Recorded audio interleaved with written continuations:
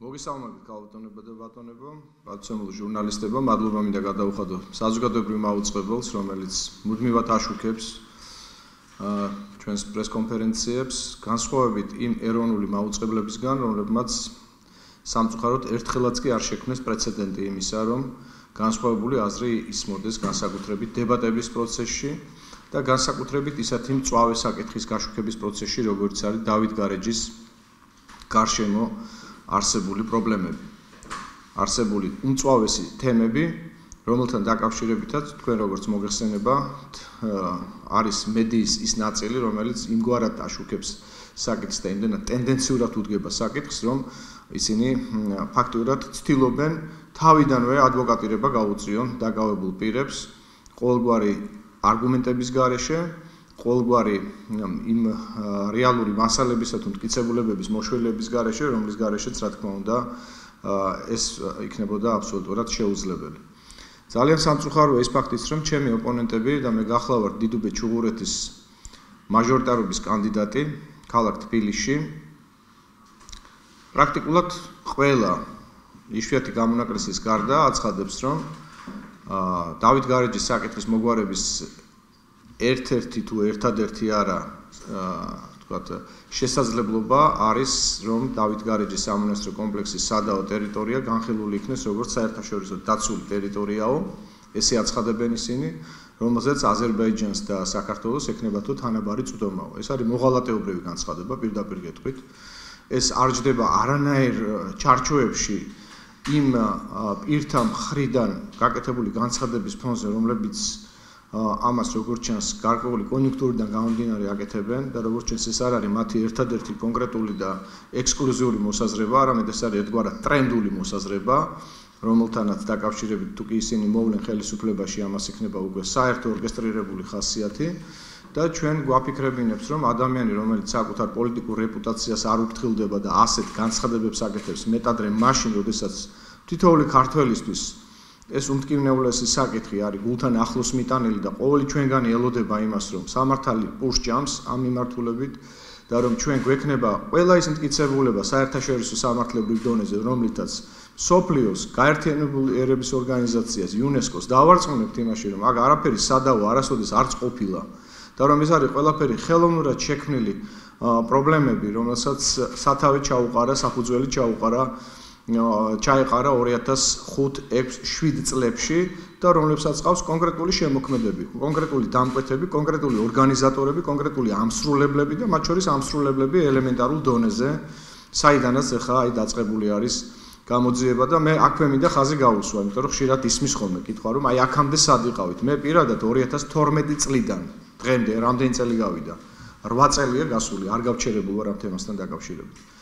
იქნებოდა ეს 2012 წლის 14 მაისი, იქნებოდა ეს 2015 წელი, იქნებოდა ეს 2018 წელი, იქნებოდა ეს 2019 წელი, ღონისძიებების ჩატარების დონეზე, აქციების ჩატარების დონეზე, შიდა მოკვლევის მასალებზე დაყრდნობით, ყოველთვის ვაცხადები, რომ დავით გარეჯის სადაო ტერიტორია არის მუხანათურად გაყიდული, მას გააჩნია კონკრეტული ინტერესები, როგორც პოლიტიკური მდგენელები, ისე კულტურული და იმ მითოლოგიურ ასე ვთქვათ, მითოსებზე დაყრდნობით, რომლითაც დაინტერესებულ მხარეს უნდა შეექმნა თავისი კულტურული წარსული და მისი დღევანდელი აწმყო უნდა ყოფილიყო აი ამ მითოსიდან გამომდინარე დაშენებული აი წარსული დიდების ნაშთზე, რასაც ალბანური კულტურა ქვია, ეს იყო ერთი მნიშვნელოვანი ასე ვთქვათ ინტერესი მათი მხრიდან, ხოლო მეორე მნიშვნელოვანი ინტერესი გამომდინარე იმ საომარი მდგომარეობისა, რომელიც რეგიონში არის და მოგეხსენებათ ჩვენი სამეზობლო ცეცხლშია გახვეული, იყო სწორედ სტრატეგიული სიმაღლეების ხელში ჩაგდება.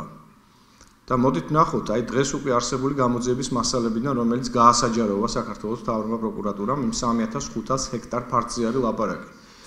თუ გადავავლებთ თვალს, კარგად დავინახავთ, რომ მთელ აი ამ ფართზე მოცემულობაში 6 სტრატეგიული სიმაღლე მწვერვალი და ზეგანი არის, ასე ვთქვათ, მოქცეული სწორედ იმ მხარის ინტერესების სასარგებლოდ, რომელმაც როგორც მოგახსენეთ, იმისთვის რომ ეს ამ ინტერესის რეალიზაცია მოეხდინა, არ დაუშურებია არანაირი რესურსი, არანაირი პოლიტიკური დივიდენდი თუ ეკონომიკურ საინვესტიციო პოლიტიკა.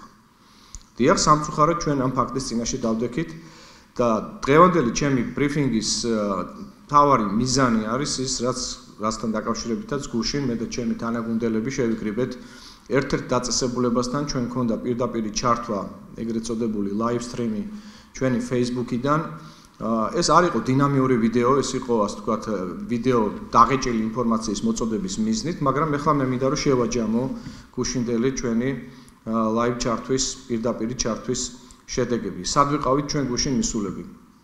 ჩვენ გუშინ ვიყავით მისულები დევნილთა და განსახლების სამინისტროს შენობასთან, რომელიც 2005 წლამდე 1961 წლიდან იყო წოდებული იყო ინსტიტუტად, რომლის სახელწოდება იყო საქართველოს მიწათმოწყობის სახელმწიფო სამეცნიერო კვლევითი საპროექტო ინსტიტუტი.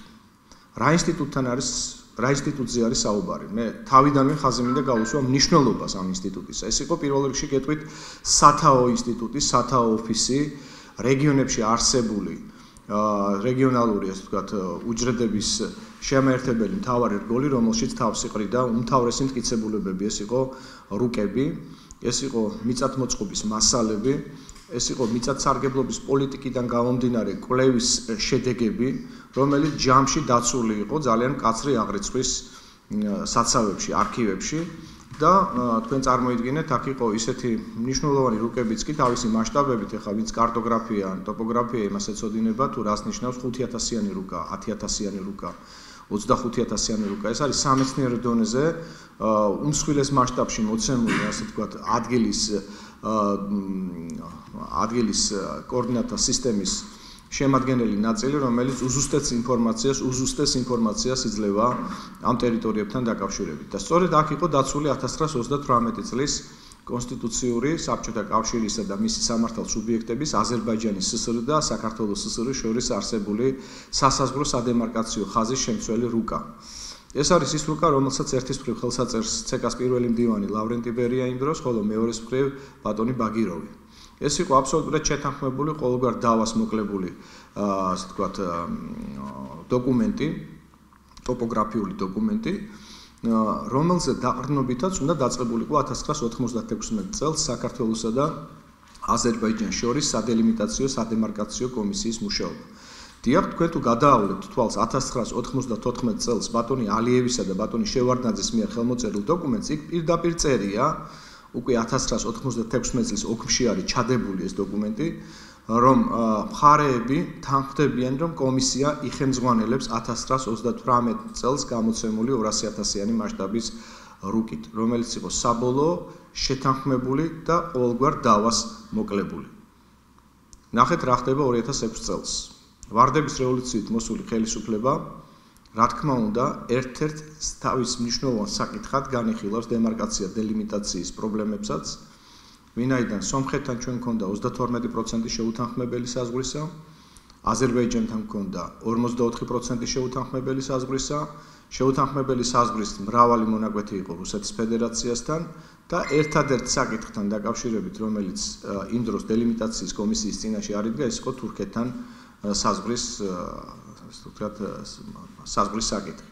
ამიტომაც დაერქვა ამ კომისიას არა აზერბაიჯანს საქართველოს შორის დელიმიტაცია დემარკაციის კომისია, არამედ რუსეთის ფედერაციისა და საქართველოს, აზერბაიჯანსა და საქართველოს, სომხეთსა და საქართველოს შორის დელიმიტაცია დემარკაციის კომისია.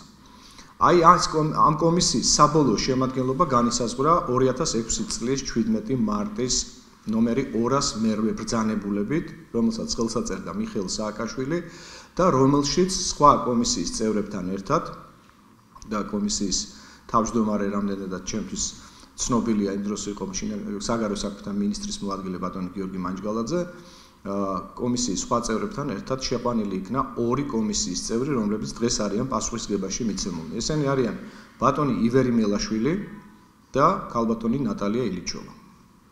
ვინ არიან ეს ადამიანები?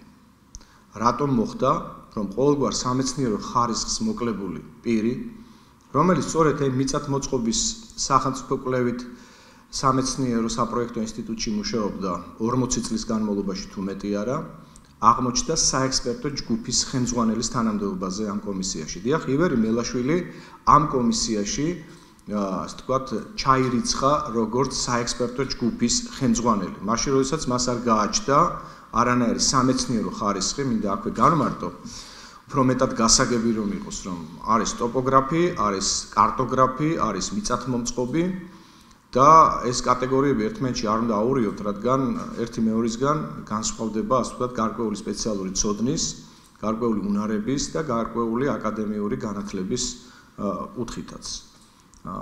შეიძლება კარტოგრაფი და ტოპოგრაფი იყოს მიწათმომწყობი, მაგრამ შეიძლება მიწათმომწყობი ვერ იყოს კარტოგრაფი და ტოპოგრაფი, იმიტომ რომ ეს არის მართლაც ზუსტი მეცნიერებები, რომელიც როგორც მოგახსენეთ, აკადემიური განათლების მიღების ფაქტორთან არის დაკავშირებული. აი ესეთი პიროვნება, ბატონი ივერი მელაშვილი, რომელიც როგორც მოგახსენეთ, 40 წლის განმავლობაში მუშაობდა მიწათმოწყობის სახელმწიფო კვლევით ინსტიტუტში, რომელიც 2005 წელს მიხეილ სააკაშვილის ერთი ბრძანებით იქნა გაუქმებული საერთოდ თავისი არქივებით, უნიკალური არქივებით, რომელშიც ინახებოდა ერთის მხრივ მე-19 საუკუნის მეფის რუსეთის დროინდელი სამაზრო რუკები ნიშნავს, რომ მთელი საქართველო დაყოფილი მაზრებად იყო გამოხატული სწორედ გამოსახული ამ რუკებზე და ეს იყო ერთგვარი კულტურული მემკვიდრეობა ჩვენთვის საისტორიო მნიშვნელობის.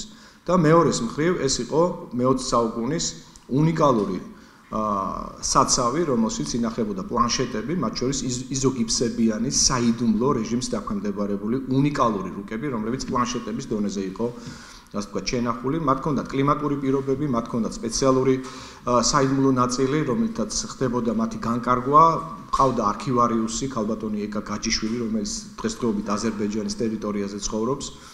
და თქვენ წარმოიდგინეთ, აი ძალიან დიდი დრო დაგჭირდა ჩვენ იმისთვის, რომ მოგვეკვლია ყველა მასალა იმ გაუქმებული ინსტიტუტის თანამშრომლებთან დაკავშირებით. მადლობა ღმერთს, ეს ადამიანები სახსალამათნი არიან, ჩვენ მათ შევხვდით, გამოვკითხეთ, ვესაუბრეთ, მოვიყვანეთ, კამერების წინაშე დავაყენეთ გუშინ. და ძალიან მნიშვნელოვანი ინფორმაციები მივაწოდეთ სახელმწიფოს. სახელმწიფოს, რომელიც თუკით მართლაც დაინტერესებული არის ამ საქმის გახსნით, ყველა პირობაა იმისთვის, რომ გამოძიებამ დიდი ნაბიჯებით წაიწიოს წინ. რატომ? იმიტომ, რომ ძალიან მნიშვნელოვანი ფაქტობრივი გარემოებები აღმოჩნდა. მათ შორის ბატონი ივერი მელაშვილი, რომელიც როგორც მოგახსენეთ 40 წლის განმავლობაში მუშაობდა ამ ინსტიტუტში, 2003 წელს გადადის მსოფლიო ბანკის პროექტის ფარგლებში საზედამხედველო ფუნქციით იმ ტენდერებში მონაწილე შეპსეებზე, რომლებსაც თბილისის გარშემო და საქართველოს სხვადასხვა რეგიონებში უნდა აღერიცხათ მიწის ფართობები. აი ამ ტენდერში მონაწილე შეპსეებს შორის მონაწილეობს ერთ-ერთი შეპსე გეო, რომელიც არის ვანო მერაბიშვილთან დაკავშირებული. სწორედ ვანო მერაბიშვილსა და ივერი მელაშვილს შორის არსებული კონტაქტი ფიქსირდება 2003 წლიდან და ჩვენ გვაქვს ალბათობის მაღალი, ასე ვთქვათ, ვარაუდი იმასთან დაკავშირებით, რომ სწორედ ეს კონტაქტი გახდა საფუძველი იმისა, რომ ბატონმა ივერი მელაშვილმა მოიპოვა მნიშვნელოვანი ნდობა ვანო მერაბიშვილის თვალში და სწორედ მიუხედავად იმისა ხას უსვა, რომ არავითარი აკადემიური ხარისხი მას არ გააჩნია და არ წარმოადგენს მეცნიერთა ჯგუფს, აკადემიურ ჯგუფს და აკადემიურ წრეებს, ის გახდა ექსპერტთა ჯგუფის ხელმძღვანელი. ხოლო მეორეს მხრივ ასევე ვანო მერაბიშვილთან არის დაკავშირებული პირი, რომლის უშუალო ხელმძღვანელობასაც საკურატორო დონეზე ახორციელებდა დღევანდელი საერთაშორისო გამჭვირვალობას საქართველოს დირექტორი ქალბატონი ეკა გიგაური, რომელიც იმ პერიოდში, ანუ 2005-2008 წლებში იყო სასაზღვრო პოლიციის დეპარტამენტის უფროსის მოადგილე. ხოლო მის საკურატორო ზონაში შედიოდა სახმელეთო საზღვრის დაცვის განყოფილება და მასში მომუშავე დღევანდელი ბრალდებული ქალბატონი ნატალია ილიჩოვი. ჩვენ რა თქმა უნდა პრეზუმპციას უდანაშაულობის შესახებ ვიცავთ. ჩვენ არავის აპრიორი არ ვამბობთ, რომ ისინი დამნაშავეები არიან, მაგრამ მათ მიმართ წაყენებული ბრალის და სისხლის სამართლის საპროცესო ღონისძიების გამოყენების საკითხთან დაკავშირებით მე ვფიქრობ, რომ თუკი მართლაც დაინტერესებულია სახელმწიფო, რომ სპეკულაციები დამთავრდეს, დროულად უნდა გამომზეურდეს სწორედ ის კონტაქტები, რომლებზეც მე თქვენ გესაუბრებით და რომელიც პირდაპირ შემხებლობაშია შესაძლო უმნიშვნელოვანესი, ასე ვთქვათ, მძიმესი კატეგორიის დანაშაულის ჩადენასთან, რასაც საქართველოს ტერიტორიების შეგნებული გასხვისება ქვია და რაც სხვა არაფერია თუ არა სამშობლოს ღალატი. როგორც მოგახსენეთ, ქალბატონი ილიჩოვა მუშაობდა სასაზღვრო პოლიციაში, ის იყო სახმელეთო საზღვრის დაცვის განყოფილების წამყვანი სპეციალისტი, ადამიანი, რომელსაც არ გააჩნია ელემენტარული უნარი, რომ, ასე ვთქვათ, სასამართლო პროცესებზე იმეთყველოს ქართულად. მე ამას რატო უსვავ ხაზს? იმიტომ რომ პირი, რომელსაც არ გააჩნია შესაძლებლობა, უნარი, რომ სამართალწარმოების ენაზე იმეთყველოს, რაც არის ჩვენი კონსტიტუციით განსაზღვრული პირობა, და ასეთ პირს ჩვენ წარვადგენთ უმაღლესი ლეგიტიმაციის სახელმწიფოს ორგანული ინტერესების გამომხატველ კომისიაში, ბუნებრივია ეს ძალიან ბევრ კითხვის ნიშანს იწვევს. ძალიან ბევრ კითხვის ნიშანს იწვევს. იმიტომ რომ ქალბატონი ნატალია ილიჩოვამ პირადად განაცხადა სასამართლო პროცესზე, რომ მას ჭირდება თარჯიმანი, რომ ის არ ფლობს ქართულ ენას. მას რა ნიშნით იქნა ის წარდგენილი სახელმწიფო კომისიაში, რომელსაც უმნიშვნელოვანესი საკითხები უნდა გადაეწყვიტა და პირველ რიგში უნდა ეხემწვანელა საქართველოს ორგანული ინტერესებიდან გამომდინარე. რა თქმა უნდა, ეს კითხვაც უნდა დაისვას გამოძიების წინაშე. ჩვენი ვარაუდით, მასზე ზედამხედველობას აწარმოებდა ეკა გიგაური, რომელიც თავის მხრივ პირდაპირ ანგარიშვალდებული იყო იმდროინდელი შინაგან საქმეთა მინისტრის ბატონი ვანო მერაბიშვილის წინაშე. სწორედ ვანო მერაბიშვილის კადრად ითვლებოდა ეკა გიგაური, სწორედ ვანო მერაბიშვილისგან მიიღო მან ვადაზე ადრე სამხედრო სპეციალური წოდება კაპიტანი. ხოლო 2008 წელს, როდესაც მისი მისია ამოიწურა, ის უკვე გადავიდა არასამთავრობო სექტორში. აქ არის კიდევ ერთი სახელმწიფო პოლიტიკური თანამდებობის პირის ვინაობა გამომზეურებული, რომელსაც გუშინ მიცემული ერთ-ერთი მოწმის ბატონ ზურაბ ბოჭორიშვილის ჩვენებიდან გამომდინარე, მონათხრობიდან გამომდინარე, ნუ დავარქვით ამას ჩვენება, სანამ მას ჩვენება არ მიუწია.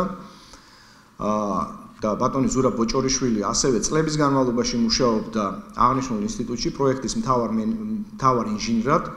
მან განაცხადა, რომ მას შემდეგ რაც დაიკეტა ეს ინსტიტუტი 2005 წელს, 2006-7 წლებში ის დაიბარეს თავდაცვის სამინისტროში საკოორდინაციო საბჭოს ხდომაზე, სადაც დაისვა ერთი შეკითხვა: ვინმე ხომ არ ფლობდა ინფორმაციას რუკებთან დაკავშირებით, რომელსაც შესაძლოა შემხებლობა ჰქონოდა დავით გარეჯის სამონასტრო კომპლექსის რეალურ გეოგრაფიულ კოორდინატთა სისტემასთან დაკავშირებით, რომელსაც თავის მხრივ, ასე ვთქვათ, უნდა ჰქონოდა მაღალი ლეგიტიმაცია. ნუ ასეთი კითხვა დაისვა, როგორც ჩანს, ვინმე ვიღაც ან რაღაც გარკვეული ჯგუფი დაინტერესებული იყო ასეთი რუკების მოძიებით. ასე ჩათვალა ბატონმა ზურაბმა და მან განაცხადა, რომ იმ ინსტიტუტში, რომელშიც ის მუშაობდა, ასეთი რუკები იყო დაცული, რომ მას თავისი თვალით ჰქონდა ეს ნანახი ყველაფერი, რომ ეს რუკები მოთავსებული იყო დღეის მდგომარეობით არქივში და დაინტერესების შემთხვევაში მათ შეეძლოთ ამით ესარგებლად. მართლაც ბატონი დავით კეზერაშვილის უშუალო მონაწილეობით 3 მაღალ ჩინოსანი ფორმაში ჩაცმული უმაღლესი კატეგორიის ოფიცერი გამოყვა ბატონ ზურაბს ამ ინსტიტუტში. მათ ნახეს თავის თვალით შეამოწმეს ყველაფერი, დაემშვიდობდნენ და ძალიან მალე მე ძალიან მიჭირს ამის თქმა, მაგრამ ეს ასე მოხდა, ამისი მოწმეები ჩვენ გვყავს, მთელი ეს არქივი განადგურებული იქნა. მოვიდნენ, წაიღეს, გაანადგურეს და ფაქტიურად დატოვეს ადგილზე მაკულატურა, დატოვეს ადგილზე ნარჩენები, რომელიც შემდგომში იქნა იქიდან გამოტანილი. საწაიღეს, როგორ წაიღეს საქართველოს ეკონომიკის სამინისტროს ბალანსზე მყოფი ინსტიტუტის არქივის საიდუმლო მასალები მათ შორის. ამასთან დაკავშირებით არსებობს თუ არა ოქმები, ამასთან დაკავშირებით არსებობს თუ არა რაიმე ტიპის დოკუმენტაცია, ეს არის კიდევ ერთი კითხვა, რომელთან დაკავშირებითაც ჩვენ უნდა პასუხი გაგვცეს საქართველოს მთავარმა პროკურატურამ. მე პირადად, როგორც ერთი რიგითი მოქალაქე, ჩემ თავს ვალდებულად ვთვლი მაქსიმალურად ჩემს ხელთ არსებული ინფორმაციით, როგორც ყოფილი პარლამენტის წევრი, რომელიც დღიდან ამ პრობლემის გამწვავებისა ჩართულია პროცესში, ჩემს ხელთ არსებული ნებისმიერ ინფორმაცია მივაწოდო სამართალდამცავ ორგანოებს. ძალიან დიდია უნდობლობა საზოგადოებაში ამ საქმის მიმართ. მუსირებს აზრი, რომ ეს საქმე დაწყებულია კონკრეტული პოლიტიკური მიზნის მისაღწევად, რომელიც უკავშირდება არჩევნებს. მე პირადად ვიცი, რომ ამ საქმის რეალური პერიპეტიები არ არის გამოკვეთილი გუშინ წინ და გუშინ წინის წინ. მიცემული მაქვს ჩვენებები სახელმწიფო უსაფრთხოების სამსახურის წინაშეც, როგორც ყოფილ პარლამენტის წევრს, ფრაქცია ერთობა სამართლიანობისთვის თავმჯდომარეს და მაქვს ძალიან ბევრი ინფორმაცია, მათ შორის იმასთან დაკავშირებით, თუ რატომ წარმოთქვა 2012 წლის 14 მაისს ბრიფინგზე საგარეო საქმეთა მინისტრის მოადგილემ ქალბატონმა ნინო კალანდაძემ თავის ცნობილ ფრაზაში რატომ ახსენა 1929 წლამდე არსებული რუკები. რატომ საერთოდ არ იყო ნახსენები 1938 წლის რუკა, რომელზეც შეთანხმება ჯერ კიდევ უმაღლეს დონეზე 1996 წელს შედგა. რატომ აკეთებდა განცხადებას ნინო კალანდაძე იმასთან დაკავშირებით, რომ ჩიჩხიტურის თხემის სადავო ტერიტორია დელიმიტაციისა და დემარკაციის კომისიის წინაშე განხილვის საგანი არ არის და რომ ძველი რუკების საფუძველზე ის არის აზერბაიჯანის ტერიტორია. რატომ აკეთებდა ამ განცხადებას? აი ამ ყველაფერთან დაკავშირებით მე რა თქმა უნდა მაქვს გარკვეული ინფორმაციები, ჩემი ვერსიები, რომელთან დაკავშირებითაც გარკვეული ტიპის ინფორმაცია მივაწოდე კიდეც სახელმწიფო უსაფრთხოების სამსახურს და მინდა მჯეროდეს, რომ ეს საქმე მივა ბოლომდე. იმ შემთხვევაში, თუ კი ჩვენ ქართული საზოგადოება შევატყობთ, რომ დავით გარეჯის თემა წამოწეული იყო მხოლოდ და მხოლოდ ვიწრო პარტიული ელექტორალური მიზნებისთვის, მაშინ მე პირადად ჩაუდგები საყოველთაო სახალხო მოძრაობას სათავეში. პირდები ყველას, ჩემი სიცოცხლის ფასად რომ დაჯდეს, გამომდინარე იმ მნიშვნელოვანი ინფორმაციებიდან და მასალებიდან, რომელიც ამ საქმეს ახლავს. მოუწოდებს სრულად საქართველოს კონსოლიდაციისკენ, რომ სწორედ დავით გარეჯის საკითხი გახდეს პოლიტიკური სისტემის ნგრევის და საქართველოში ამ სისტემისგან გათავისუფლების საწინდარი და მნიშვნელოვანი ლეგიტიმური საფუძველი. აი ამას მე ვპირდები ჩემს ქვეყანას. ცნობილ სისხლის სამართლის საქმეზე, რომელიც დაიწყო დავით გარეჯის სადავო ტერიტორიის შესაძლო გასუხსების ცდელობის საკითხთან დაკავშირებით, იკვეთება ახალი პოლიტიკური თანამდებობის პირთა ვინაობები, მათ რიცხვშია ბატონი ვანო მერაბიშვილი, ბატონი დავით კეზერაშვილი, ასევე გარკვეული მაღალჩინოსნები ყოფილი თავდაცვის სამინისტროდან, ეკონომიკის სამინისტროს თანამშრომლები, რომელთა და ეკონომიკის სამინისტროს ბალანსი იმყოფებოდა ის ინსტიტუტი, საიდანაც გატანილი არის უმნიშვნელოვანესი საარქივო მასალები, რომელიც დაკავშირებულია თავის მხრივ საიდუმლო რუკებთან და მათ შორის 1938 წლის 200.000-იან რუკასთან, რომლის გამოუყენებლობის შედეგიც გახლავთ საბოლოოდ ის, რაც ხდება დღევანდელი გამოძიების მასალებიდან გამომდინარე და რასთან დაკავშირებითაც სპეკულაციები არ წყდება. ამიტომ ძალიან მნიშვნელოვანია, რომ ჩვენს მიერ მოწოდებული ინფორმაციის საფუძველზე გამოძიებამ ყურადღება გაამახვილოს ჩვენს მიერ ჩამოთვლილ პირებზე და მოახდინოს მათი დროული გამოკითხვა საქმეზე ობიექტური ჭეშმარიტების დადგენის მიზნით.